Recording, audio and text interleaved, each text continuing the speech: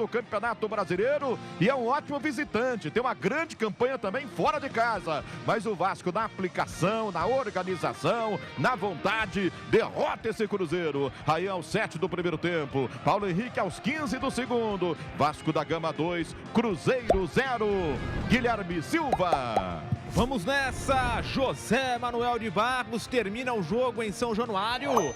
Grande vitória do Vasco, 2-0 contra o vice-líder do Campeonato Brasileiro. E um detalhe, agora com jogos a menos, o Palmeiras pode assumir a vice-liderança com esse tropeço do Cruzeiro, vencendo, ou até mesmo, vencendo o Bahia amanhã.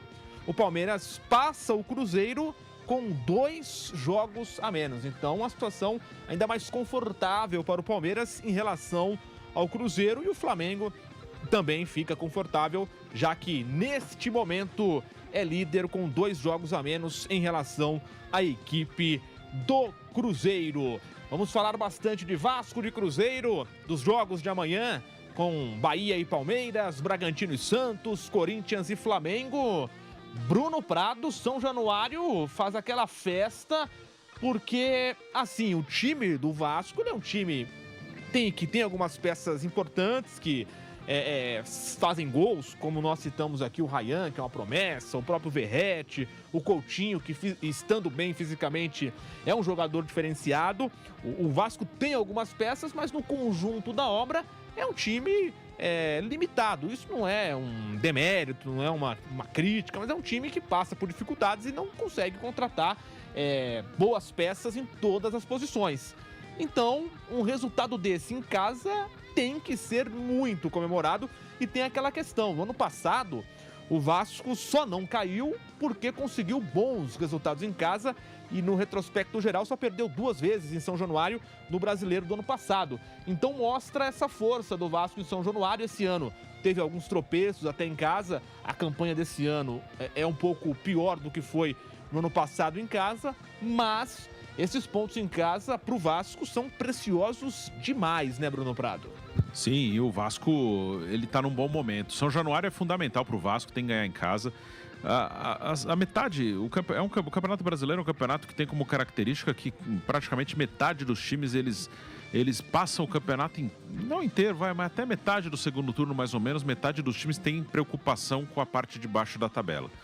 E ganhar em casa é um diferencial. E o Vasco faz de São Januário uma arma importante para ele. Ano passado, como você falou, foi fundamental. E esse ano ganhar em casa é um caminho para o Vasco. Quarta-feira ganhou do Bahia, num jogo atrasado. Hoje ganhou do Cruzeiro.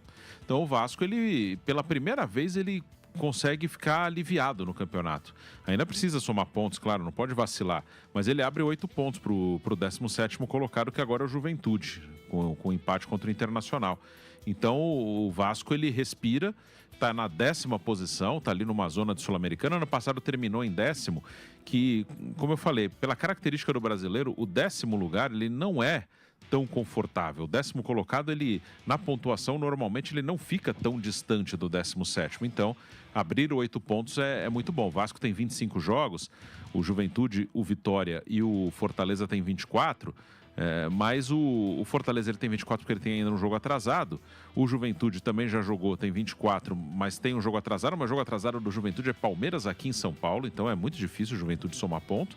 E o Vitória joga amanhã, que também não é um jogo fácil. O Vitória joga com o Grêmio em Porto Alegre. Então é um jogo difícil também para o Vitória, é um jogo fora de casa. Então o Vasco tem tudo, sim, para terminar essa rodada com esses 8 pontos de vantagem. E 8 pontos são 3 rodadas, né? Como o Vampeta gosta de fazer a conta, e eu acho bom esse método, alguém para pegar o Vasco são 3 rodadas. E entre o Vasco e o 17º tem vários times. Então não adianta só o Vitória ou o Juventude dar uma arrancada. Outros times também têm que passar. Então o Vasco pode até perder posições amanhã, provavelmente vai perder posições, não deve terminar a rodada em 10º, mas a diferença para a zona de rebaixamento, nesse momento é confortável. Então o Vasco, pela primeira vez, consegue respirar aliviado no campeonato. Já nós vamos falar do Cruzeiro também, mas começando pelo Vasco, Zé, uma vitória nessa luta contra o rebaixamento importantíssima, como o Bruno citou. O Vitória joga nesse momento, na zona do rebaixamento, né? O Fortaleza venceu o Sport, aí o confronto é direto, o Sport não pontua, então. O Vitória joga contra o Grêmio e nessa rodada o Juventude empatou com o Inter. Então o Juventude também não somou 3 pontos, né? Somou só 1. E o Atlético Mineiro, aí eu citei os times da zona do rebaixamento. Então, assim, é uma rodada que o Vasco se distancia ainda mais, vai emplacando uma sequência de jogos, né? Venceu o Bahia 3-1 em São Januário também. E agora mais uma vitória em casa contra o Cruzeiro, num jogo dificílimo, Zé. Não, eu acho que o mais importante, é claro que, para quem tá lá embaixo, pontuar, vencer principalmente, né? Que são 3 pontos ao invés de 1 só, em caso do empate. Pontuar é fundamental, é muito importante. Mas, assim, o Vasco demonstra crescimento, está mais organizado. Ele está encarando adversários duros. Nos 2 últimos jogos, ele só encarou o primeiro e o segundo colocado do Campeonato Brasileiro. Líder e vice-líder. E um pouco antes pegou um Botafogo forte também, né? Que tem feito grandes investimentos, está com mais dinheiro do que ele. Né? Vive um momento mais sólido, assim. Tem melhor time, jogadores de maior investimento. Né? E ele eliminou o Botafogo da Copa do Brasil. Mas assim, olhando só para o Campeonato Brasileiro, ele perdeu aquela instabilidade de, por exemplo, ganha do Sport fora, mas depois empata em casa com a equipe do Ceará. Então, empatar com o Flamengo do Maracanã, excelente, ótimo resultado. Aí pega o Bahia em casa, mete 3-1, ótimo. Aí depois pega o Cruzeiro, vice-líder do Campeonato Brasileiro, mete 2-0. Ótimo, ou seja... olhando só para o Campeonato Brasileiro, são 3 jogos em que o torcedor não pode reclamar de nada. E aí, assim, e foi de graça? Não foi. A dupla de zaga não é a mesma. É diferente. O Cauã Barros voltou, jogou muito. A gente não citou, fez uma bela partida também. Se você olhar nos números do Barros ali no meio campo, ele tem números importantes, expressivos ali no meio campo. O Felipe Coutinho está numa fase, está crescendo muito, cresceu demais. Tá suportando quase o jogo inteiro. Física, hoje por ele saiu, mas assim, para quem tava vendo o jogo, por quê? Saiu para prevenir algo, porque assim, você olhando ele correr no campo, segurando a bola, driblando os adversários, controlando o jogo, pegava a bola, chegavam 3 na marcação, ele controlava o jogo, penteava para lá, para cá, driblava, esperava o time passar, organizava e fazia o passe sem perder a bola. Passou aquela fase do Coutinho, que a bola chegava, ele tropeçava nela, porque não tinha nenhuma condição física. Ele tá bem fisicamente. Então, é um jogador que realmente faz diferença. E esse Ryan, que joia, né, rapaz? Como joga esse garoto Ryan? Jogadoraço. E o gol que ele fez foi muito importante para o encaminhamento do jogo, né? Com 1-0, o Vasco pôde se preocupar em marcar, puxou o time para trás, congestionou a entrada da área e complicou a vida do Cruzeiro, jogando ali no contra-ataque. Realmente foi um jogo organizado e a sequência do Vasco agora é animadora. Eu não estou falando assim, animava, agora ninguém segura, vamos ser campeão. Né? Agora é campeão, não é nada disso, né? Animar no sentido de não ficar brigando até as últimas rodadas, ali próximo da zona do rebaixamento do Campeonato Brasileiro. No Cruzeiro dizer que somos favoritos na Copa do Brasil. Rodrigo, eu aposto em Vasco e Cruzeiro na final da Copa do Brasil. Eu aposto em Vasco e Cruzeiro na final da Copa do Brasil. E o Vasco tem muita condição mesmo. Obrigado, Paulo Vitor. Obrigado mesmo, meu garoto. Vamos juntos. O Vasco hoje é o 10º colocado do Campeonato Brasileiro. Isso é importante a gente frisar. O Vasco ultrapassou o Corinthians, ultrapassou o Grêmio e ultrapassou o Ceará. Amanhã todos não. 2 desses 3 jogam, né? Joga o Corinthians. Vamos começar. Primeiro pega o Grêmio. O Grêmio recebe o Vitória, 11 da manhã, tá? Depois, 8h30 da noite, o Corinthians recebe o Flamengo. E na segunda, o Ceará pega o São Paulo, né? Então, assim, vamos lá. O trem-bala embalou. Esquece, papai. Esquece, cara. Muito bom. Cara, mas vamos fazer ponto a ponto, que eu acho que a gente tem que pontuar algumas situações dentro desse time do Vasco da Gama. Léo Jardim teve pouquíssimo trabalho no jogo de hoje, muito em função da atuação do sistema defensivo como um todo. Vou deixar aí na tela o Pix do nosso canal para a galera que quer mandar Pix para ganhar a camisa do Vasco da Gama. Mas assim, eu quero dizer o seguinte, quero falar do sistema defensivo, começando pelos dois laterais. Paulo Henrique foi um monstro no jogo. Foi o melhor em campo. Fez o gol da vitória, o gol do alívio, o segundo gol. A dupla de zaga... Eu hoje estava conversando com o Ale Oliveira me mandou mensagem, falou, pô, então eu falei, cara, a dupla de zaga é espetacular. Não tomamos gol hoje, Eric e Alexander, é verdade. Mas, cara, atuação segura, os botes, o tempo todo, dividida, pressão, saída de jogo, inversão. O Robert Renan, ele inverte a bola com extrema qualidade. O lançamento que ele deu pro gol do PH foi lindo, lindo, lindo, lindo. Meu amigo, meu irmão, um pai que eu considero Gerson Canhotinha de Ouro, assinaria o lançamento do Robert Renan, porque ele lançou pro Paulo Henrique, ele não chutou. Não é aquele chutamento, não. Entendeu? Ele lançou para o Paulo Henrique, que, mais uma vez, foi muito bem na leitura da jogada. Fez isso no primeiro tempo, quando o Puma Rodrigues, depois de uma excelente troca de passes do nosso time, Paulo Henrique, Puma inverteu para o Paulo Henrique, da esquerda para a direita. E, cara, o PH foi na falha do Kaique, que estava apavorado, dominou e com a canhota cruzou para o Ryan, que pisou na área, foi como um camisa 9, vou transmitir a coletiva assim. Então, assim, o sistema defensivo funcionou muito bem. Aí eu vou avançar para os dois volantes. Muito seguros, Hugo Moura e Barros. Uma pena, perdemos o Barros para o jogo com o Palmeiras. Isso é uma pena, né?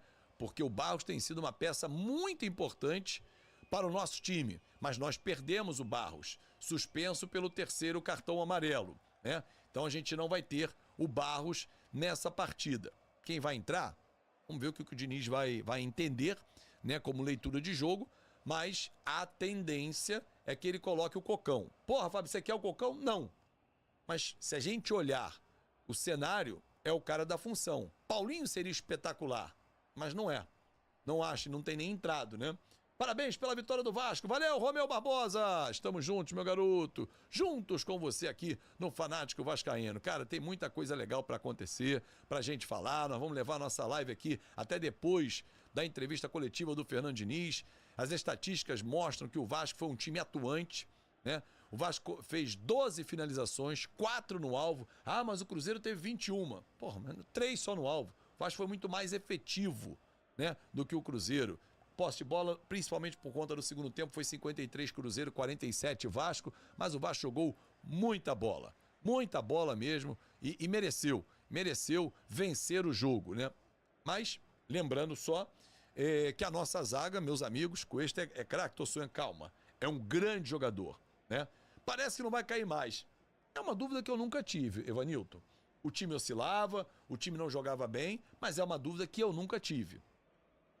E com a janela do meio do ano, e eu falei isso, e não foi de agora, a janela foi muito bem feita. O maior reforço do Vasco chama-se Admar Lopes.